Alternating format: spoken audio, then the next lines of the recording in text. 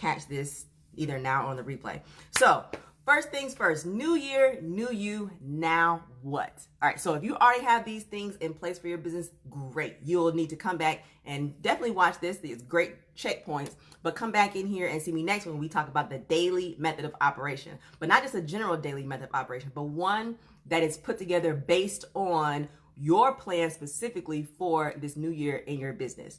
So what did you do last year? That's the first answer you need to be able to have written down somewhere, is what did you do last year in your business? The good, the great, the bad, and the ugly. So if you have some things below that you did great in your business, comment those below. But here's my question, because some people will say, oh, I did this good, or I did this great in my business. How do you know? How do you know that you've done good? How can you quantify that? What are the numbers that show that you did good or you did great towards your goal and your vision last year? So you need to know. You need to have a way to go back and check your numbers. So if it is financial, if it's a sales, you made more sales over last year, what was that percentage?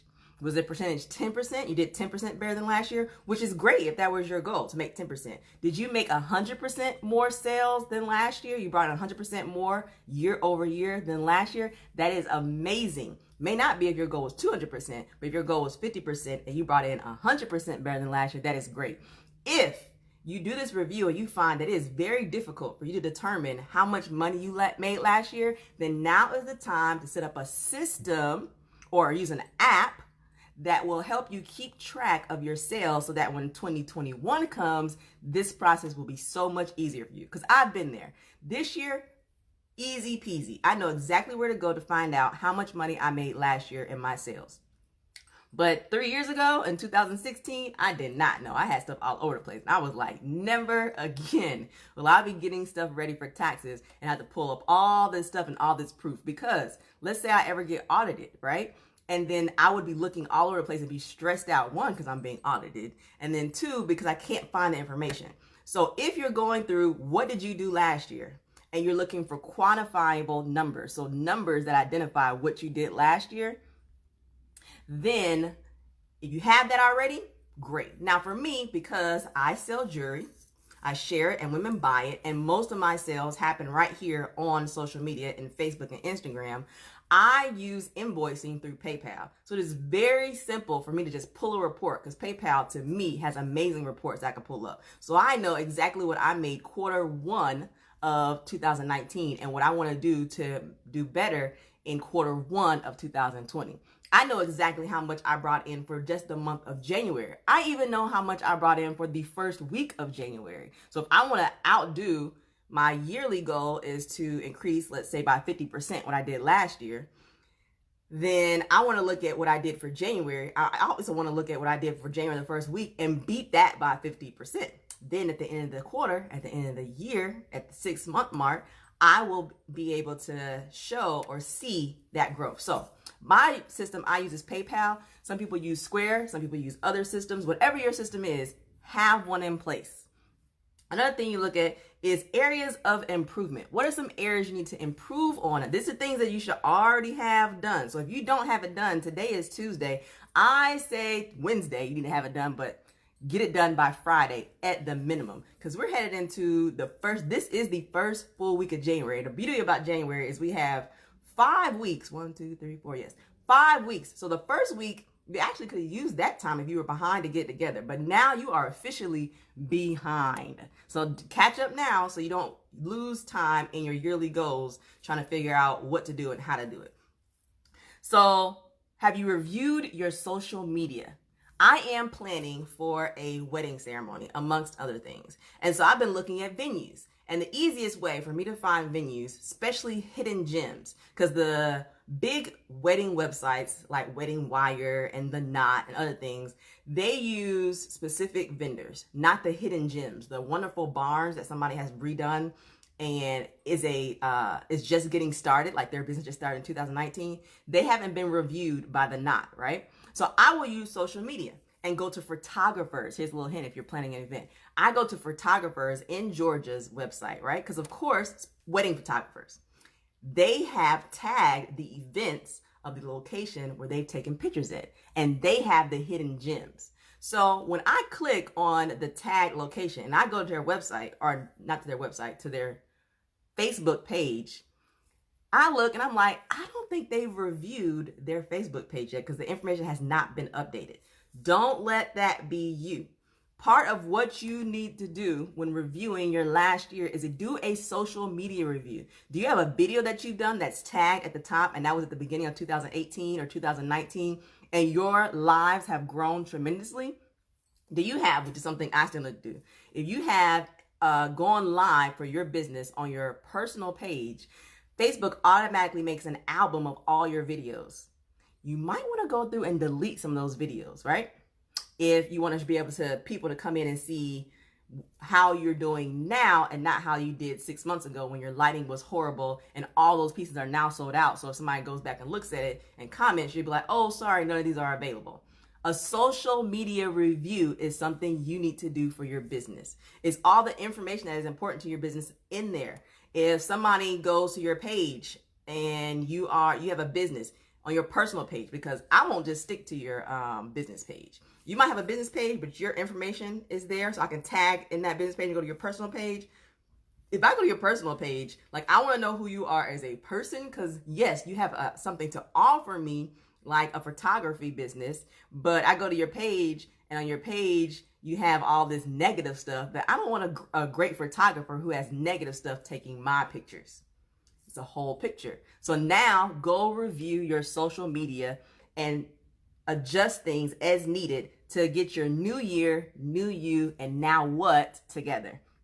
That's number one. What did you do last year? Number two, and there's only 3 points today. So number two is, what do you want to do this year? What will be your brand this year? What will people be able to look at your page on social media? What will you be doing to improve, or what do you want to happen this year for your business? Well, if you've done number one, you know what you did last year, then you already have a starting point of where you need to go for next year. So if your good points were you were great at social media, you built up your Facebook, like you're excited about the friends you've added, the interactions that are going on, and now you want to turn that, you built your page up, now you want to turn that into dollars that makes sense. So that might be what you need to do this year. What are you going to do to do that? Start off with researching. How do you turn your audience who loves you, follows you, and is now interacting with you into dollars that makes sense? That might be what your next step is. What else do you want to know? How do you know you've reached your goal? There goes that quantifiable number right there. Now, some of you might hate this. I know when I was a teacher and I was an academic coach, so I had to coach teachers, and then I was assistant principal. That's one thing that some of the educators detested was the numbers. You don't know all the things that I do in here. You don't know these kids are better off than they were. They might be, but sometimes things goes off emotions and feelings. And emotions and feelings don't always pass tests. Emotions and feelings don't always show that your business had grown. You might feel better about it because you're not hustling. You turn your business over from a hustle into an actual full-fledged business, but now you need to turn your numbers over from a hustle to a full-fledged business. And that's where the quantifiable part comes into place. So, have you quantified what you want to happen or what you want to do this year? So I want to do more vending events. You want to get your jewelry out to more people. You need to network with more people. Well, number-wise, how will you know if you've done that? How many vending events will you do every month? How much time will you spend getting those and researching those vending events? Those are quantifiable numbers you should have as part of your what do you do now, so that we can move on next week to talk about your daily method of operation. So based on what you're doing now, what are some things you need to put in your daily method? So if you want to increase the vending events you go to, part of your daily method, in addition to what all you've done in 2019 that brought you success, you might want to put in there 10 minutes of finding vending events on Monday, Wednesday, Friday, or every day of the week, if that is something you really want to increase in the next year. Last but not least, what will you do each quarter to reach the end of the year goal? So you looked at your numbers for last year. You've written down the percentage of increase you want to happen, whether it is how many people you share the opportunity with. And do you know, like if you in our business, we add business partners. And the way to add business partners is essentially by sharing our accessories and then sharing how those accessories have changed our life, and other people want to be a part of it. It's literally how it happens, right?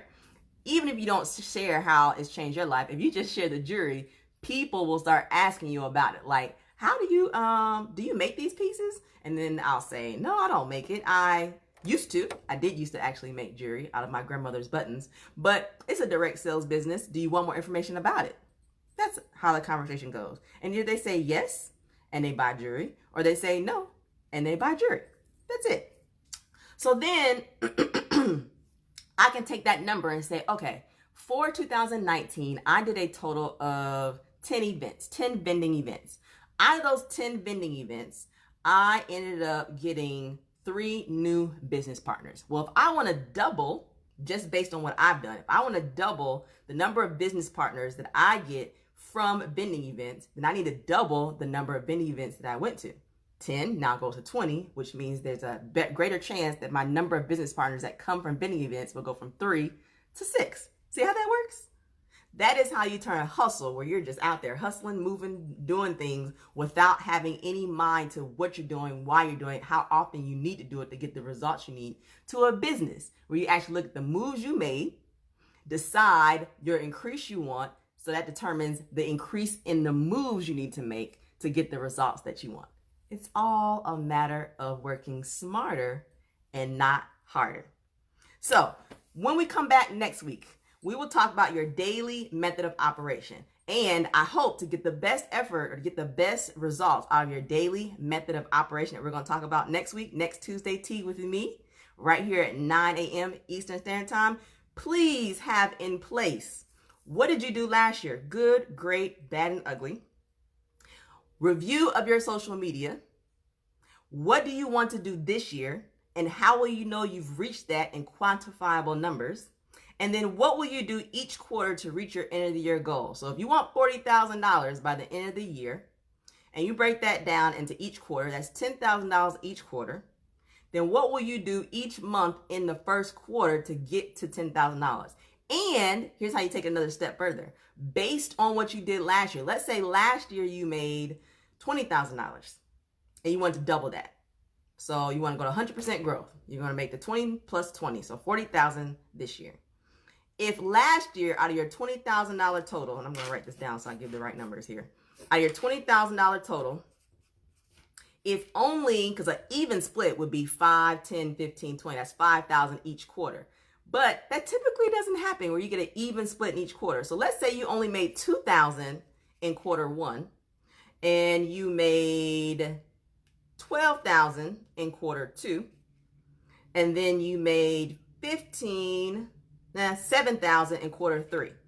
That means whatever you did in quarter 1 is only going to give you 10% of what you get over the overall year. So what will you do in quarter 1 to double the 2,000 to 4,000? Because you may not make 10,000 because that's not how your year in 2019 broke down. And in retail or in any business, there are certain cycles that you need to be aware of in your business. And you learn those cycles by looking at your previous year's numbers and when those things happen. Now, you can break a cycle, but it would require you to go above and beyond. And if your schedule is not open to that, where you are be like, you know what, January is normally a lower month for me, but I'm gonna have to stop, not do these things I normally do to triple the normal expectancy or the normal rate of increase that happens, then you can do that, but just be aware that that is the amount of time commitment you're gonna need to put in to outdo your normal growth. Got it? All right, hope that wasn't too deep for you. I will see you back here next Tuesday. Thanks so much for joining me in here, and you have a terrific day. Remember, hand out 5 compliments. Do it with a smile. The world needs it. Do it with a smile because the good Lord gave it to you. You might as well share it. Bye. See you back here next Tuesday for the Tuesday Tea with me, Christy.